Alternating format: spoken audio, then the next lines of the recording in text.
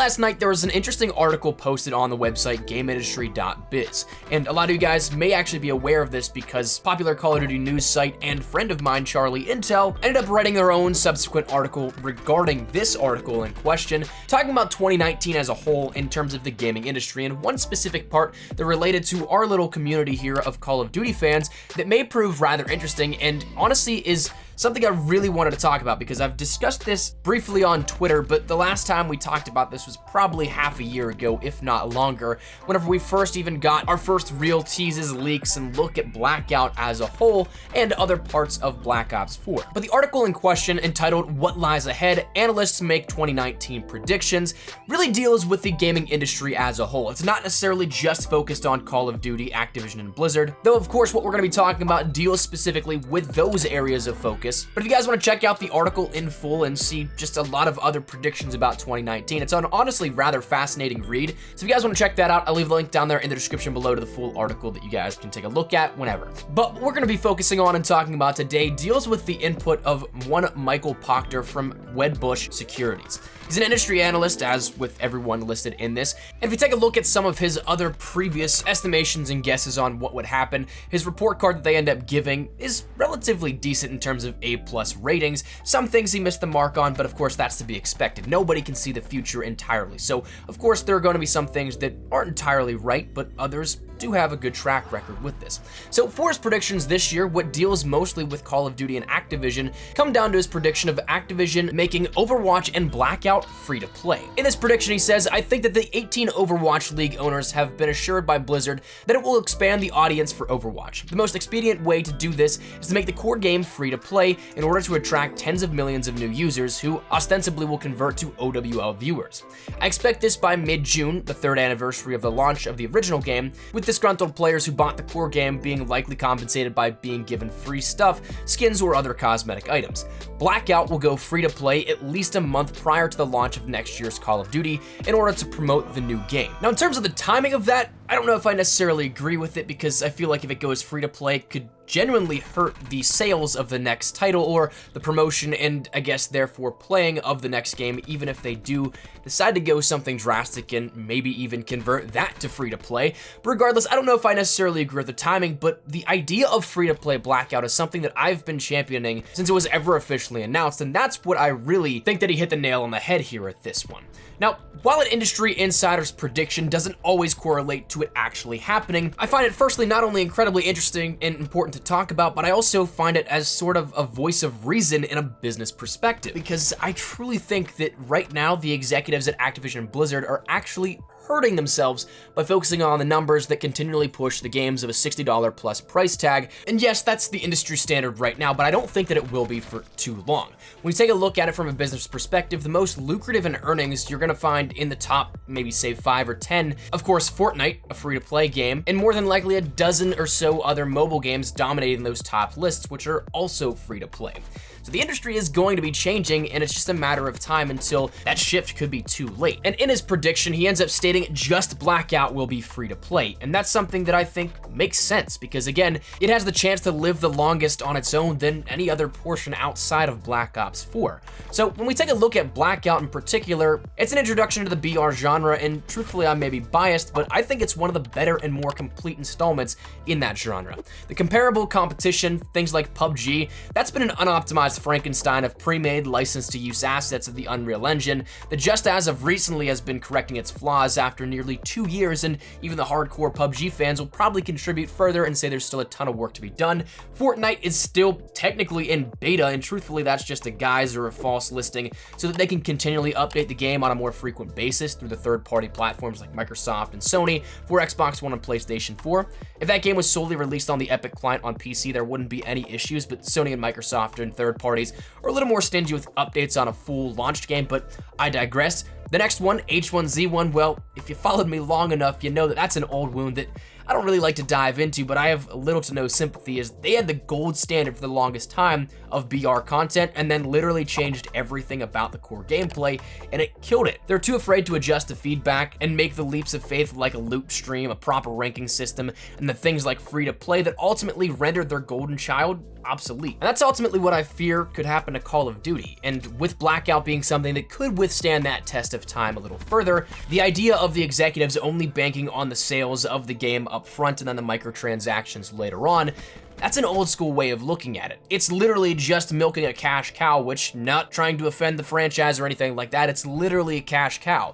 It's been in the decline. There hasn't been any real massive spikes in terms of popularity. It's just kind of been steadily successful because it is Call of Duty. So instead of revolutionizing the franchise and changing how it could go forward and reintroduce itself to an entire new generation of players, it's just kind of coasting off the same mentality it's had for years on end. So I feel like when you continually dismiss the idea of free-to-play and taking that risk, I feel like it's not seeing the big picture. So of course, yes, the execs at Activision have an obligation to shareholders. Yes, they have an obligation as a business to make money. And sure, the prospect of dropping sales of $60 each by units of hundreds of thousands, if not millions, is a stupid amount of money. But as a long-term investment, it is a risk. That's how all long-term investments work. What's interesting is that we've kind of already seen a lucrative success point for free-to-play of a Call of Duty title in some aspect. I don't know how many guys play on PlayStation 4, how many guys may have been new to Black Ops 4 or Call of Duty World War II, the franchise that was your entry point.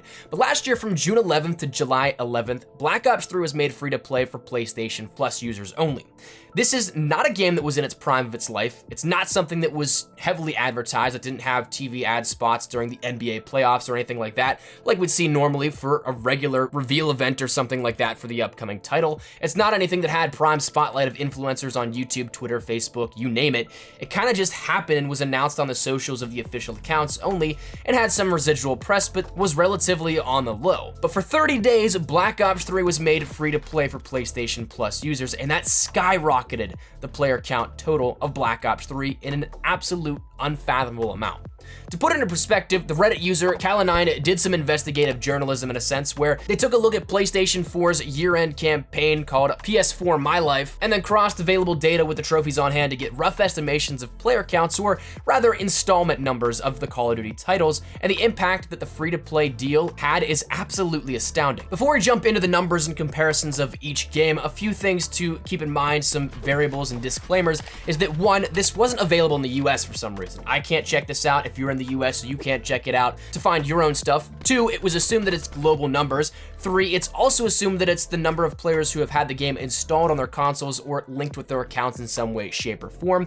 And 4, it's not a representation of full life of the game, but rather an estimated snapshot of a 2-week window from November 20th to December 4th timeframe, in which, when we take a look at it, if you're wondering why Black Ops 4 is so low on this estimation, 1, again, it's not entirely accurate, and 2, it predates any Christmas sales that may have happened, and plus also with more time passing, more players will of course have it more installed compared to the years that players have had to install the other titles of this listing.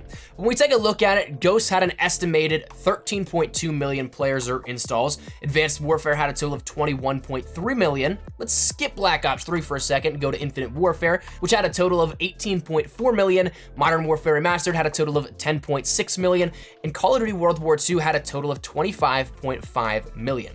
Black Ops 4 in its infancy, again, which is not an accurate representation of this, had a total of 9.8, but when you compare the recent year estimates, World War II had the highest installs of 25.5 million based off of this estimation.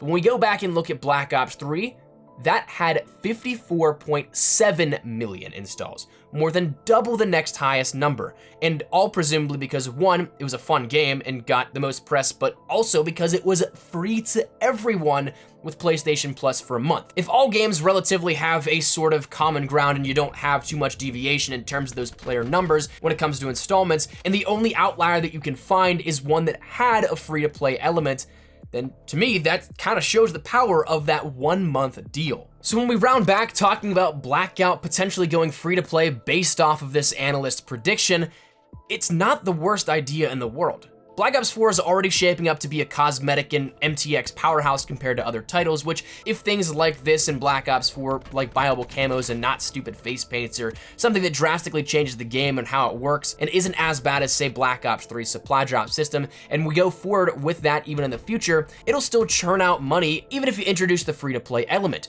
By sacrificing, say, $20 on the bundle of the game of multiplayer zombies and Blackout, you're going to realistically make that up easily by introducing it it to a market of millions more. It's just simple laws of numbers that while you might sacrifice some up front, sure, you'll easily make that back by simply cosmetic items that you're already heavily pushing in Black Ops 4 to begin with. When every single week in Blackjack Shop or in the special orders, you have a combined total of probably about $30 to $40 worth of content, which whether you agree it's worth $30 to $40, that's not really up for debate. It's simply a statement of fact that you have an option to spend $30 to $40 every single week and sometimes even more with a twice weekly items. You have that being offered to somebody who's already paid $60 up front to get access to that game. But when you introduce it to millions of people more who haven't had to pay that $60, I'm pretty sure that they'd be more likely to end up spending some money on a cool outfit or a cool camo. And while by no means am I saying that I absolutely love the microtransactions within Black Ops 4, I'm just simply saying from a business perspective and the longevity of the franchise as a whole, introducing it to as many people as possible, making it accessible to as many people as possible, that's the key. That's what Call of Duty has been missing out on and what hasn't really been revolutionary for the franchise in recent years. And especially when it comes to Blackout being a revolutionary powerhouse within the industry, if you take a look at it, yes, it's not as colorful, it's not as bright as games like Fortnite. When you take a look at the core gameplay, I think that it's up there with the best of it. You don't have patches breaking shotguns, adding airplanes, adding in a boombox that destroys buildings in Blackout. I think that it's a much more stable variation of the BR genre. It just doesn't have the audience to continually push it forward into more players' hands. And so therefore, this analyst's prediction, I think honestly is a right move. Whether he's right or wrong, we have no idea. That's really all up for Activision to decide. But when for the first time in years, you have something that can break the traditional mold of Call of Duty that has just been milking a cash cow and revolutionize the franchise again to make it potentially boom in player count to numbers we haven't seen in years, willingly ignoring that is negligent in my opinion. So I guess coming back full circle here, I found this article incredibly interesting, and it's one thing that I really don't think that I've talked too much about here on the channel, so I wanted to get your feedback and just kind of have a casual conversation here with you on this. What do you think of the idea of making Blackout free to play? Do you think that it's something that should happen? Do you think it's something that really could take Call of Duty to the next level and maybe move it out of that cash cow phase and make it something that's more so a new era for Call of Duty, more accessible to players and therefore growing the community even further? I know it might be a hot topic of discussion and a very contested debate for some players, but love to get your feedback down there in the comment section down below. What do you think of this? Good idea, bad idea, love it, hate it, whatever it may be, feel free to let me know your thoughts. But hopefully you enjoyed the video. If you did, make sure to drop a like down below. And of course, if you are new to the channel, make sure you guys subscribe so you don't miss a single thing regarding all things Black Ops 4, multiplayer, Blackout, zombies. We got you covered. The best of updates, news, information, tips, tricks, best class setups, all that good stuff. We got you covered. So if any of that interests you, hit that subscribe button so you don't miss a single thing. You guys also want to follow me over on Twitter and Instagram. There's the best places to get connected outside of YouTube. Practically live on both those. So if you guys want to strike up a conversation, ask me a question, whatever it may be, link is down there in the description below. But let's end out of the way. Thank you guys all so much for watching. Mine has been Espresso. I'll see you guys later. Take care and peace.